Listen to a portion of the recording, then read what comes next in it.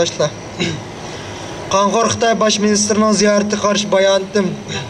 Qanxor tajovuzchi Xitoy hukumatining bosh ministri Wen Jiabao 25 aprel chorshanba kuni Shvetsiya poytaxti Stokgolmda bir qator faoliyatlarni olib borganligini xabar topdim. Bu Xitoy bu yillik 18-navbatlik saylamida pensiya o'tish belgilanib bo'lgan bo'lib, vazifa o'tash vaqti to'shqan.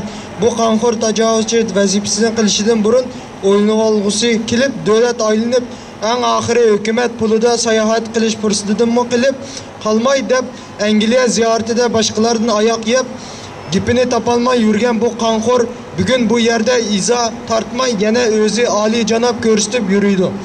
Men bu yerda bu Qanxor tajovuzchi Xitoyning bosh ministriga shuni xitob qilamanki, senlar bisivilib, bulab yeyotgan yer usti, yer osti boyliq mo'l bo'lgan Sharq Turkiston xalq hech bir zaman senlarga qul bo'lmaydi.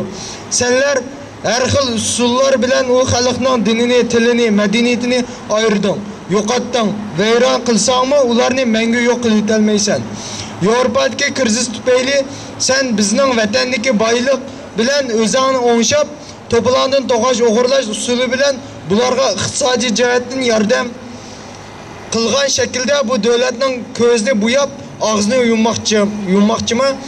O'zing saxovatchi ko'rsatganing bilan Alloh sening abdi basharani oshkorlab, bir davlatga borsang oyoq yeb, yana bir yerda siz tuxum yeb, adolat yoqlaydigan xalqning qarshiligiga duch kelyapsan.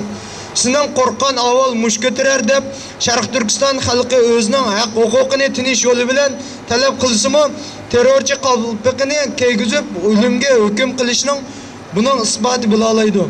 Men ishonamanki, sening bu o'ynayotgan maymun o'yining uzunga bormaydi. Vaqt masalasi xolos. Dunyodagi adolatparvar insonlar, kishilik huquq tashkilotlari va shuningga o'xshash har xil tashkilotlar, jamiyatlar birlikda sening bu ziyoratingning ichiga yushiringan shum xiyolini ichib tashlaydi. Alloh sendek zolimlarning jazosini berish qodirdir. Razil Qanxor tajovuzchi Xitoylar vatanimizdan chiqib ketsin.